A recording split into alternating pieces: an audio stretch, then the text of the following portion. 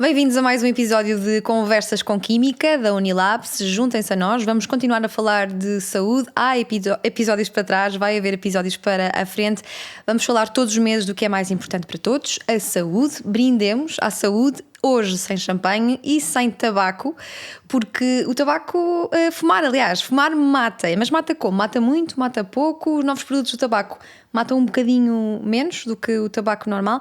Temos hoje duas convidadas para nos ajudar a responder a algumas destas perguntas. A professora doutora Cristina Bárbara, que é pneumologista, diretora do Serviço de Pneumologia do Centro Hospitalar Universitário Lisboa Norte, é também diretora da área das doenças respiratórias na DGS e também professora na Faculdade de Medicina da Universidade de Lisboa. Contamos também com a doutora Margarida Santos, que é médica interna de Medicina Geral e Familiar, com experiência de intervenção na área de cessação tabágica. Muito bem-vindas às duas, obrigada pela vossa presença. E nós vamos olhar já diretamente para o elefante na sala, a nicotina. O que é a nicotina, doutora, e porquê é que é tão viciante?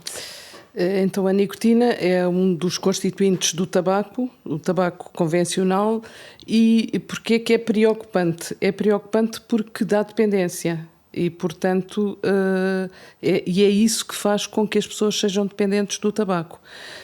Por outro lado, é nociva, isto é algo mais recente que se sabe para a saúde, particularmente nos adolescentes, porque interfere a nível do desenvolvimento do sistema nervoso central. E pelo que se começar a fumar na adolescência, que normalmente é quando acontece, portanto o cérebro, digamos, fica modelado pela nicotina, porque a nicotina interage com o nosso organismo ligando-se a receptores. E, portanto, os jovens que fumam na adolescência veem o desenvolvimento do seu cérebro afetado e podem vir a desenvolver alterações da atenção, alterações do rendimento escolar, até comportamento mesmo agressivo. Por outro lado, e um aspecto também extremamente importante, é uma mãe que esteja grávida, se fumar, os efeitos da nicotina para o feto também são lesivos. E, portanto, é isso que nos preocupa. É o efeito da adição, da dependência e o efeito de afetar o desenvolvimento também. Mas o que é que está na causa dessa adição? Porquê é que vicia? Porquê é que ouvimos às vezes dizer preciso ir fumar um cigarro porque os meus níveis de nicotina já estão aqui em baixo? Exigir que sejam repostos. Porque a nicotina liga-se a receptores a nível do sistema nervoso central, receptores que existem nas células, e quando se liga a eles dá a libertação de mediadores químicos que dão a sensação de prazer e de bem-estar.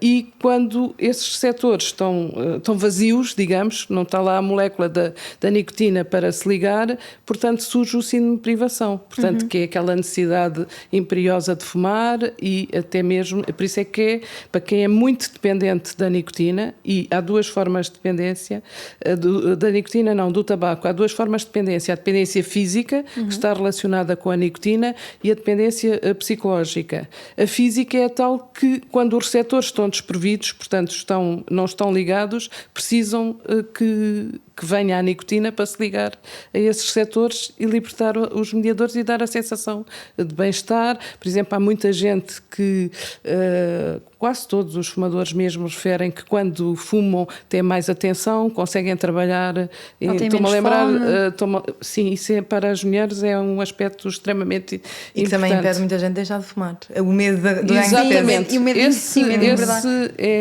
é uma das principais razões. Mas estou-me a lembrar de um fumador que tive na consulta que dizia: coisa que eu mais posso ter é estar em casa fechado a trabalhar com um cigarro e um café, porque aí eu consigo trabalhar tudo aquilo que eu quero. Portanto, e a libertação de dopamina que também existe com a nicotina também é aquilo que faz com que muita gente associe um cigarro a um momento de alívio, não é? Está ansioso, só que na verdade é um alívio a curto prazo, porque a longo prazo o que nós sabemos é que aumenta os níveis de ansiedade. Sim. E provavelmente não é assim não alivia assim tanto, mas a curto prazo essa sensação de ok, estou nervoso, preciso fumar um cigarro, isso que existe tem muito a ver com isto da nicotina, mas é um efeito a curto prazo, mas que a longo prazo acaba por não acontecer. O que é que podes dizer a pessoas cujo pequeno almoço é um cigarro e um café, logo de manhã, assim depois de acordar? fumar, que se estão motivados para deixar de fumar devem falar com o seu médico, mas acima de tudo, normalmente isso até são pessoas que têm mais dificuldade em deixar de fumar. Aliás, uma das perguntas que nós fazemos para avaliar o grau de dependência é precisamente se fuma aquele primeiro cigarro da manhã, porque normalmente é o mais difícil de deixar, e aí já estamos num grau de dependência um bocadinho maior. Mas há sempre esperança, mas aí é importante ser avaliado por um médico. Maior ainda são as pessoas que acordam durante a noite para ir fumar, também existem, não é? Já agora, para quem nos está a ouvir, a pergunta que fazemos é mesmo, ao fim de quanto tempo, depois de se levantar, é que fuma? Quem fuma menos de meia hora, portanto, menos de 30 minutos, tem muita dependência. E quem tem de acordar durante a noite para fumar, então a dependência é enorme. Isso é importante para depois modelarmos o programa de cessação tabágica. Entende-se por novo produto de tabaco, segundo a lei, é um produto que não pertence a nenhuma das seguintes categorias. Não é um cigarro, não é tabaco de enrolar, não é tabaco para cachimbo, não é tabaco para cachimbo de água, charuto, cigarrilha, tabaco de mascar, rapé ou tabaco para uso oral. Ou seja, estamos a falar de cigarros eletrónicos, de vapes, tabaco aquecido, sobretudo. Aparecem-te muitos pacientes que tentam deixar de fumar tabaco tradicional, normal, e acham que o novo produto vai ajudá-los, o novo produto de tabaco vai ajudá-los a deixar de fumar? Sim, acho que é a nossa maior batalha, pelo menos a que eu noto mais em consulta atualmente, porque estes novos produtos do tabaco são muito comercializados como um produto que faz menos mal do que o cigarro convencional, não é? Mas é curioso que, na verdade, a maioria dos estudos que estudam estes produtos são patrocinados pela indústria do tabaco, portanto há aqui um grande viés, e a verdade é que nós sabemos, por exemplo, adolescentes que começam a fumar produtos estes substitutos de tabaco têm muito mais propensão a depois voltar aos cigarros tradicionais. E o que eu acho que acaba, não sei como é que é na sua prática, mas na minha o que eu acho que acaba por acontecer muitas vezes é já não fumo cigarros, agora fumo cigarros eletrónicos, que em Portugal são comercializados desde 2015, pensou pelo menos estes Heat Not Burn, os mais conhecidos, e muitas vezes atrasam a cessação, porque a pessoa tem a sensação que não faz tão mal, que na verdade é um mito, porque são igualmente ainda há muita coisa que não sabemos, mas são nocivos, não há qualquer benefício, e muitas vezes acabam por atrasar esta cessação e fazer com que a pessoa tenha a ilusão de que está tudo bem, posso esperar mais uns anos. Ainda tem outro aspecto, é tudo o que disse, é verdade, tem outro aspecto que é a normalização do ato de fumar. Nós andámos estes anos todos, desde a década de 50 até agora, e as sociedades científicas provaram eficazmente que o tabaco era lesivo e provocava uma série de doenças, e portanto estamos num patamar elevado em relação à cessação tabágica, e Portugal pode-se orgulhar porque é o quarto país com menos hábitos tabágicos. Ainda assim é preocupante na adolescência, e conseguimos isto com campanhas de educação e com outras medidas que se calhar iremos falar. Pelo que não é normal, nós temos de ensinar aos jovens, que é quem pode ficar dependente da nicotina, portanto, e fica para o resto da vida, isto é um grande rendimento para as indústrias tabaqueiras, temos vindo a demonstrar ao longo do tempo que o ato de fumar prejudica a saúde. Um jovem muito pequeno não consegue perceber uma diferença entre fumar novos produtos do tabaco ou o tabaco, e portanto estar em sociedade a fumar um novo produto do tabaco é uma normalização do ato, e portanto no fundo é como dizer, não faz mal, é como se os pais ao fumarem à volta dos seus filhos, ser um ato social, aceitável. Sim. E até agradável. E os novos produtos até se podem fumar muitas vezes internamente, dentro de casas ou dentro de restaurantes. E o marketing é engraçado, que até vai um bocadinho neste sentido. Os primeiros cigarros eletrónicos que vieram substituir os produtos de tabaco eram muito parecidos com o cigarro, porque a pessoa queria mimetizar aquilo que havia. Atualmente, se olharmos para estes mais novos, eles são cada vez mais diferentes do cigarro habitual, precisamente porque há isto é marketing, não é? Nós não queremos que as pessoas associem este tabaco àquele cigarro convencional que nós todos sabemos, já estamos fartos de ouvir que faz mal. E então é engraçado ver que os de primeira geração parecia um cigarro, era mesmo uma máquina que era igual, tinha as mesmas cores, o mesmo esquema de cores. Atualmente são cada vez mais diferentes. E dentro dos produtos de tabaco também é importante perceber que existem vários, não é? Existem estes que não têm uma combustão tão alta quanto a altas temperaturas como o tabaco, portanto este Heat Not Burn, os de tabaco aquecido, e depois também existe aqueles vapings e tudo mais que têm também nicotina e alguns com muitos sabores, mas que também acabam por ser um grande problema e que também aumentam o risco de consumo de outras drogas. Nos aromas, nos sabores, esta é uma forma que a indústria tabaqueira, porque é importante que se perceba que por trás disto está a indústria tabaqueira, que deixou de investir no tabaco convencional nos países ditos desenvolvidos e com legislação mais apertada como o nosso, e passou a investir nos novos produtos do tabaco, tentando normalizar uma outra situação e passar a mensagem que isto é mais saudável. O que é preciso que se saiba é que mesmo os que só têm o cigarro eletrónico, que se diz que só tem nicotina, não é verdade, porque tem outros produtos, compostos voláteis, tem metais pesados. Eles tentam vender, entre aspas, este produto dizendo que é menos lesivo. Mas há algum veneno que seja menos lesivo? Há algum veneno que não faça mal? Portanto, essa é a mensagem que se tem de passar. É que o que está lá, o que é constituinte dos cigarros eletrónicos, portanto, além dos metais pesados, além dos compostos voláteis, além da nicotina, que é altamente viciante e que é viciante a partir da adolescência, portanto, qual é a empresa que consegue garantir um cliente para o resto da vida? Que fique fidelizado à dependência da nicotina para o resto da vida. Tá? Portanto, a indústria tabaqueira tem vindo a investir no sentido de captar os jovens.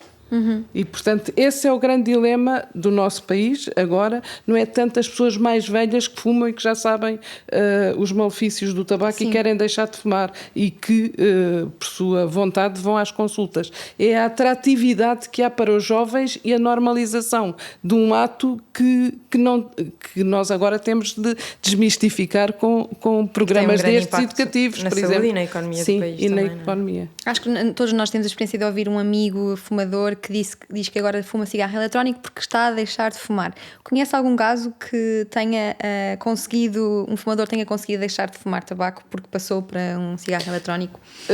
Eu prefiro responder, é possível que haja casos desses, mas eu prefiro responder ao contrário. É que não há nenhum estudo que demonstre que este método, e o objetivo deste método era para deixar de fumar, que demonstre isto. Portanto, e o que há é justamente o contrário.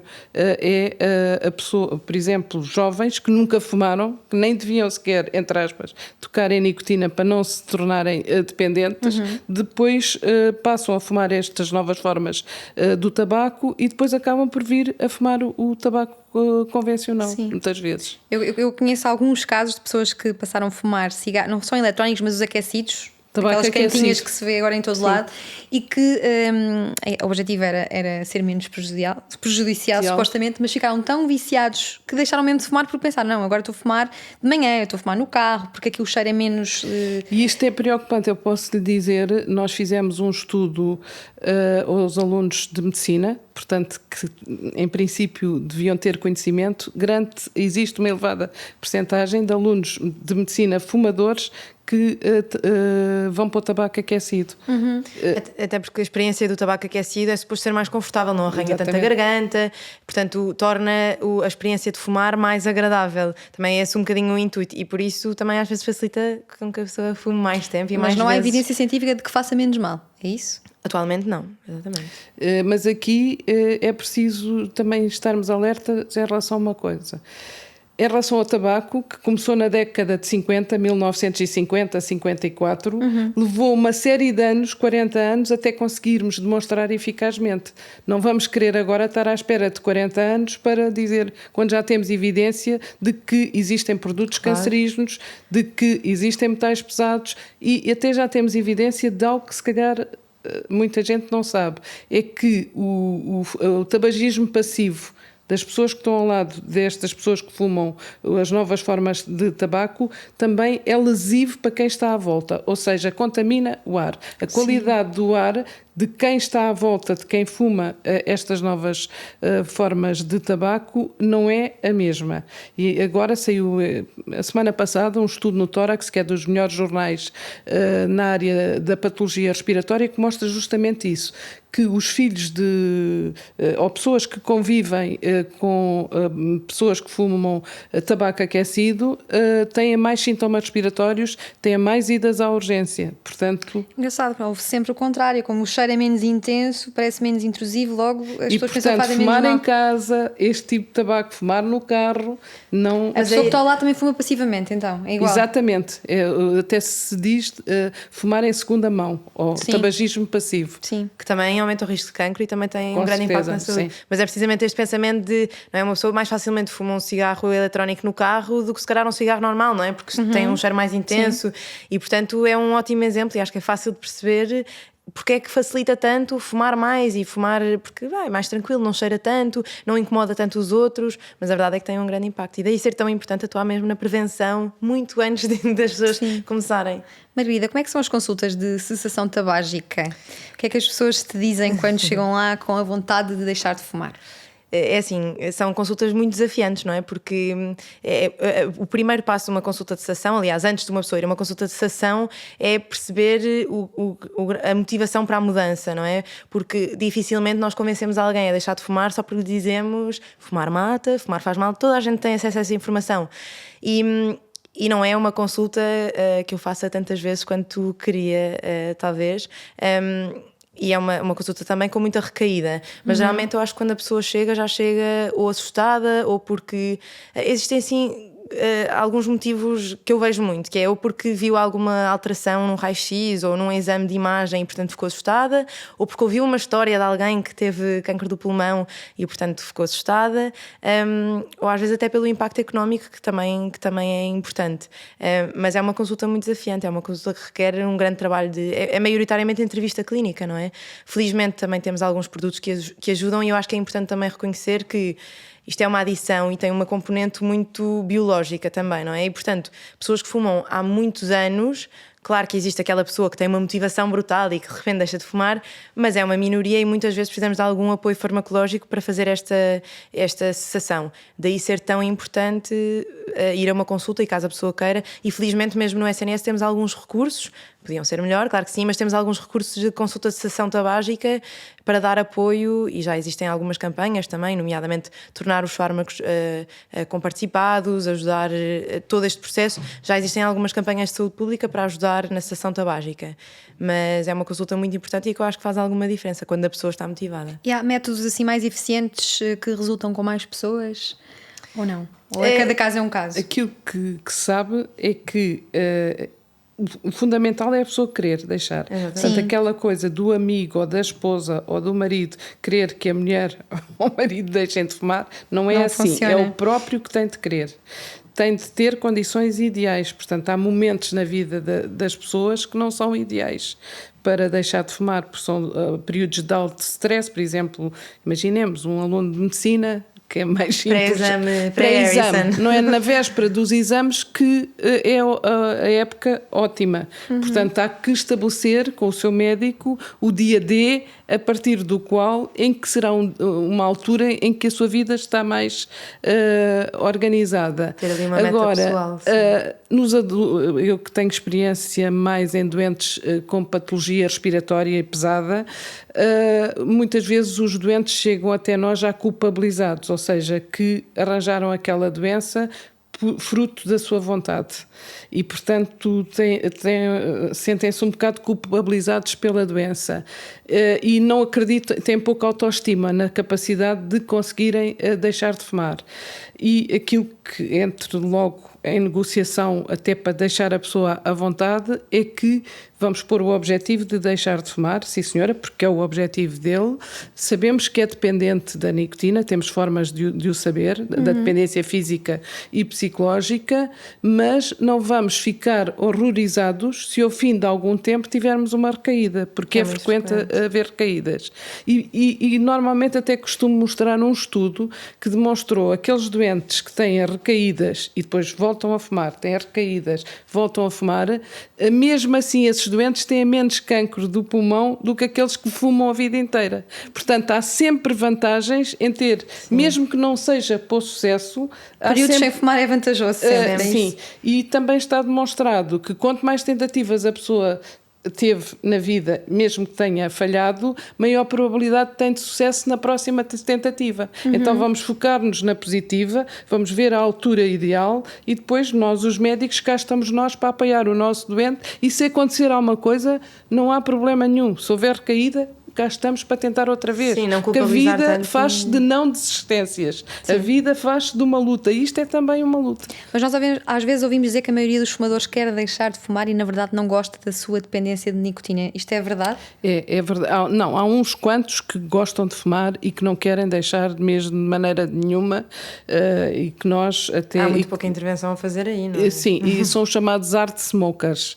São da pesada, portanto Dá estilo, é uma dependência. Não, é uma grande dependência física e certamente também uma grande dependência psicológica. Mas depois há aquelas, é quase como as dietas. Pois, portanto, a pessoa sim, quer fazer dieta, nisso. Quer emagrecer, consegue ali 2 ou 3 meses, mas depois volta outra vez.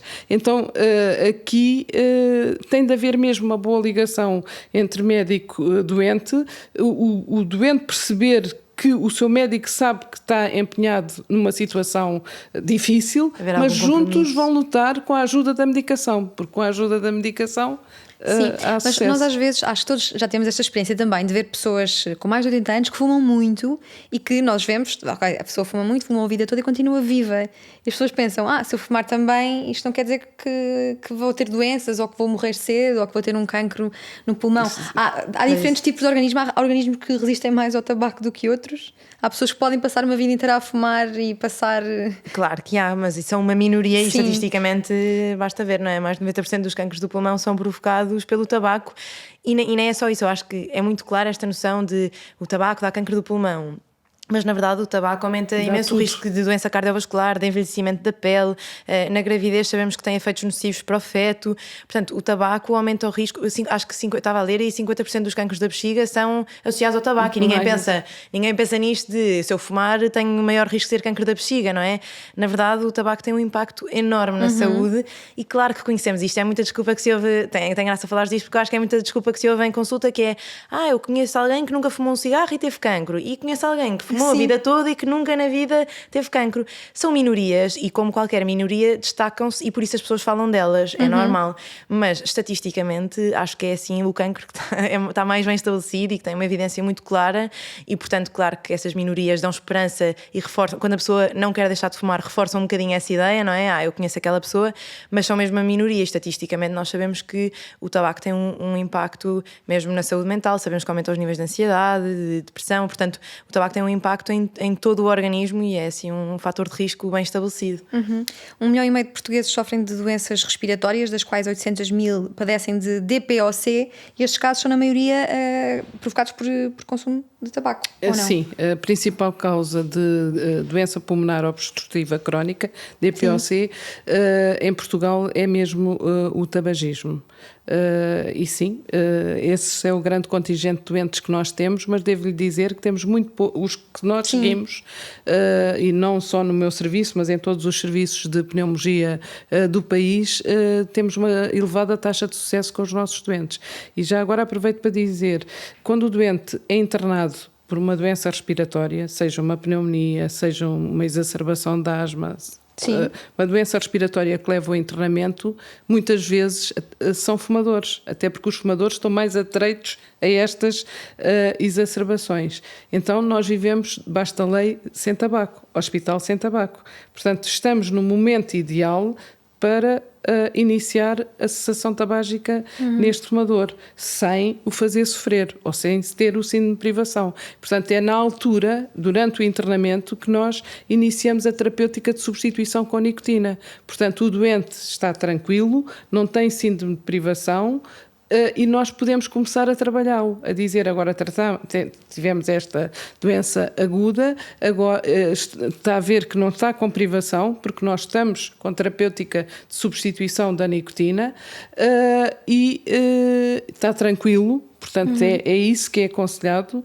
Fumadores internados devem fazer esta terapêutica de substituição e depois, quando tiver alta, está no momento ideal para ir para a consulta de apoio ao fumador. Sim, e tem há mais problemas de saúde ou doenças para acrescentar à lista que a doutora Margarida Santos já aqui nos disse para consciencializar as pessoas? Tem. As doenças cardiovasculares, que a doutora Margarida já disse, são a principal causa de morte em Portugal e muitas delas decorrentes do tabaco.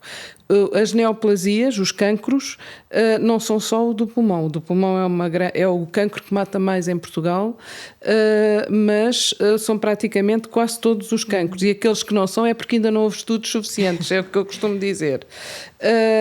Doenças respiratórias, todas as doenças respiratórias são afetadas pelo tabagismo no que concerne ou à sua gênese, que é o caso da DPOC, ou à sua exacerbação, agudização. As doenças da pele, também já falámos. Infertilidade, cáries dentárias, cataratas. Pois é, general. Impotência. E esta é uma das áreas que nós devemos pensar quando temos um fumador à nossa frente. É que para os jovens eu falo em efeitos nocivos que o afetam. Falei nesta questão da impotência, na questão da mau hálito e da má higiene, ter cáries. Para uma mulher ter rugas mais cedo do que as outras é algo extremamente... Uma mulher e os homens também, mas pronto, estou a falar um bocado sobre mim.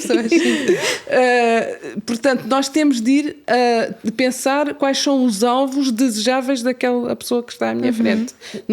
Não vou falar a um jovem de 14 anos que ele vai morrer daqui a 50 anos. Ele não quer saber disso. Sim. Ele quer saber em que é que ele fica diferente dos seus pares da sua idade pelo facto de fumar e dos seus pares não fumarem. E é aí que nós, na competição, por exemplo, no desporto, tem maior capacidade respiratória e pode ter melhor performance. Portanto, temos de jogar com a parte emocional e os interesses do fumador que está à nossa frente.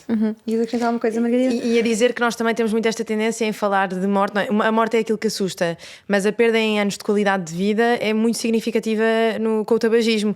E, portanto, por exemplo, um doente com doença pulmonar obstrutiva crónica, eu acho que é uma coisa que se nota muito, porque são doentes que, de facto, têm mais dificuldade em fazer as atividades de vida diárias mais básicas. E nota-se muito nestes doentes o que é a perda de qualidade de vida. Uma pessoa... Ok, se calhar até só vive menos 2 ou 3 anos e para quem está a começar a fumar agora pensa também isso não me interessa muito agora, mas de facto esta noção de viver muito dependente, quer seja de oxigénio, quer seja de aparelhos para dormir, quer seja de consultas constantes na pneumologia, de muitos internamentos, isto diminui de facto muito a qualidade de vida. Eu acho que isto também é uma coisa importante de ser a verdade. Várias organizações que estudam a área da saúde respiratória dizem que os pulmões humanos foram criados para respirar ar limpo, não toxinas e carcinogénios. O corpo humano não deve estar dependente de drogas asfixiantes. Em relação ao ar limpo, o que é mais prejudicial? Fumar um cigarro ou atravessar, por exemplo, a Avenida Gago Coutinho? Que quem não sabe é uma avenida longa em Lisboa, cheia de carros e longa e poluída e cheira a tubo de escape. O que é mais prejudicial para as nossas vias respiratórias? Então, a qualidade do ar ambiental, o ar limpo é fundamental e essa é uma área em que todos nos vamos ter de focar muito nestes anos em que já estamos a viver. Dentro do que é mau nessa qualidade do ar são as micropartículas ou nanopartículas que existem em suspensão no ar. Porquê é que eu estou a falar nisso? Porque quando se fuma, inclusive o cigarro eletrónico, também há nanopartículas. Se calhar iguais às da Avenida Foi Liberdade, Gacotinho, se calhar iguais, só que essas está o fumador a inalar mais ou menos profundamente de acordo com o seu hábito tabágico. Porque é que essas partículas são lesivas? São lesivas porque atuam diretamente a nível do pulmão, que é a interface entre o ar e o nosso organismo, mas ainda são mais lesivas porque entram em circulação, na circulação do sangue. Sim. E, portanto, podem vir a depositar-se ao longo das artérias se houver placas de ateroma.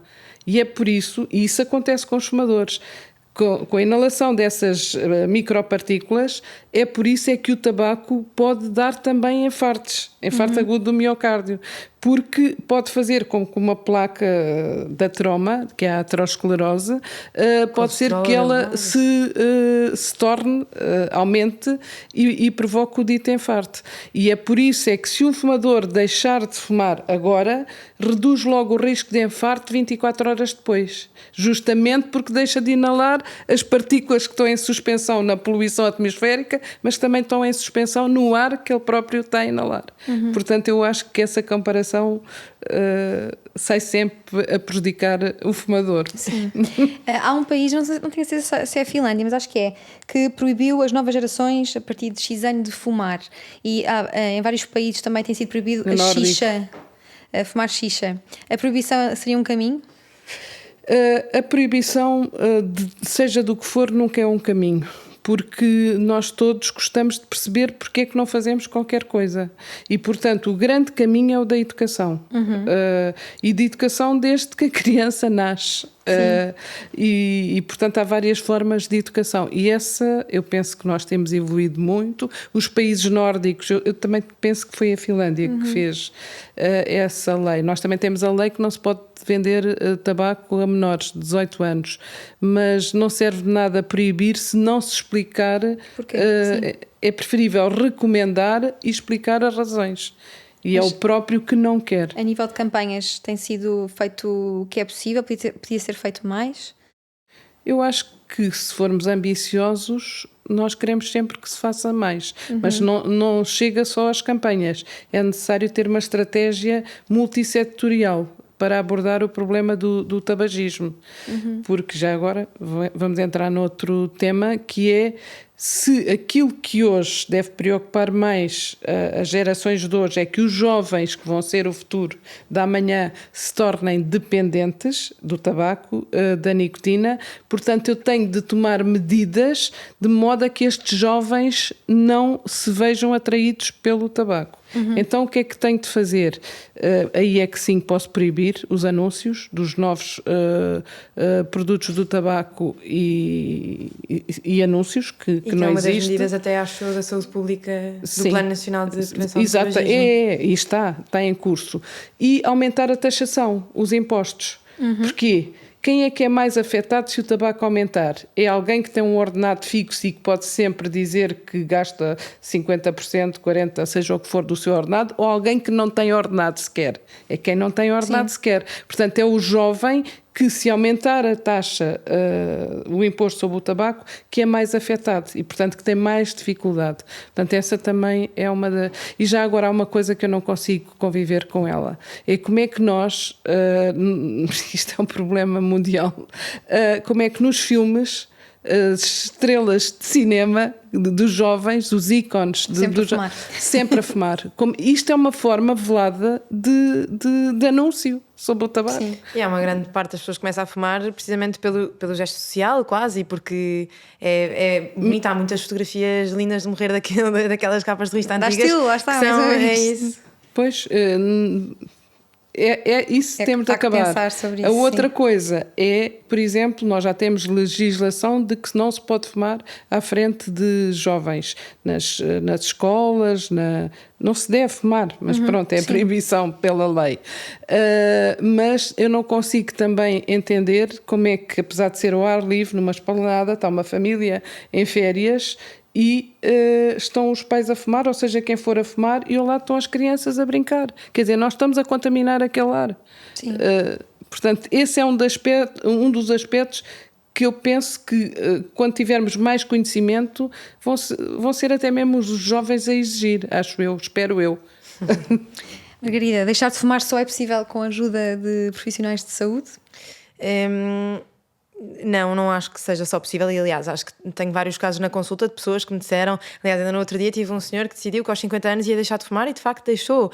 E há assim muitas pessoas que estabelecem um marco importante na sua vida e deixam de fumar, mas é uma minoria. Acho que a grande parte dos fumadores a sério normalmente precisam de algum tipo de apoio. Não quer dizer que seja farmacológico obrigatoriamente, mas nem que seja haver aquele compromisso de querer deixar de fumar e por isso reduzir os seus hábitos tabágicos. Mas acho que sem dúvida é muito isto que a doutora Cristina estava a dizer, que a professora a Cristina estava a dizer, de voltar ir ao início, não é? É muito mais fácil não começar a fumar do que deixar de fumar, muito mais fácil. E portanto investir nestas campanhas de literacia desde cedo e nestas políticas de saúde que sabemos que reduzem o consumo de tabaco são importantes. E acima de tudo é isto, dar autonomia às pessoas de decidirem, não é? Nós não conseguimos obrigar ninguém.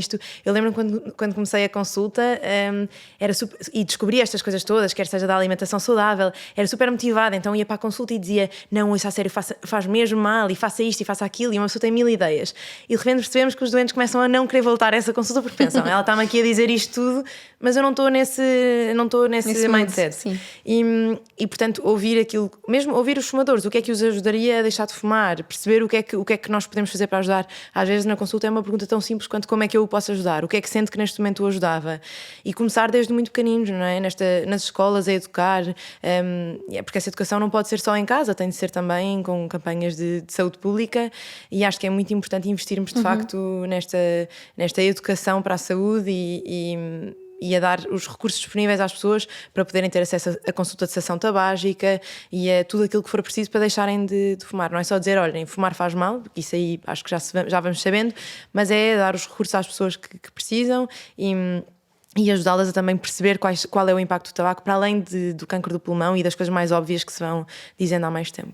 E quando nós vemos aqueles posts no Facebook de pessoas que deixaram de fumar dizendo, estou há 123 dias sem fumar, estou há 300 e tal dias sem fumar, e as pessoas todas a dar likes e parabéns, é motivo para essa celebração? É motivo, a pessoa não está a fumar, está a ganhar. Sempre 2 saúde. dias sem fumar é uma celebração. Cada minuto, cada segundo que não fume é mais saúde que tem.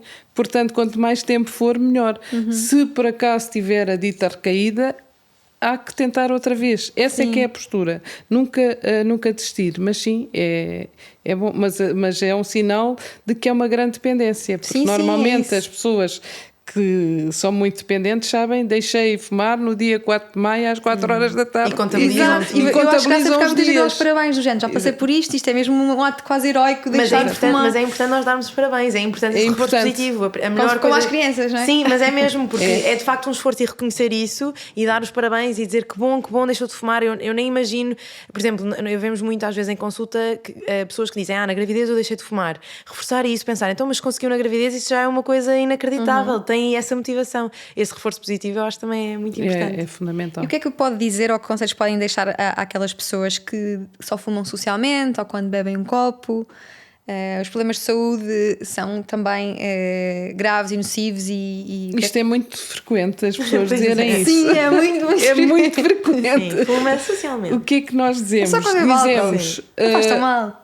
É um hábito social, mas se é um hábito que faz mal, que está mais do que provado que faz mal, e até já dei o exemplo do risco cardiovascular 24 horas depois de deixar de fumar reduz, portanto se está a fumar está em risco. Se a pessoa só fuma e não é muito dependente, então se calhar está na altura para se libertar. Todos nós não gostamos de ser livres e respirar ar limpo, então é reforçar esse aspecto. E perceber que esse cigarro social aumenta sempre o risco do cigarro passar a não ser só social. A não ser só social. Muito obrigada às duas pelos esclarecimentos. Obrigada a quem acompanhou este episódio. Espero que não tenham acompanhado este episódio a fumar um cigarro, a não ser que seja um cigarro pensativo, a célebre Palas de Essa de Queiroz. E serve para pensar seriamente que fumar faz mal e mata. Até ao próximo episódio.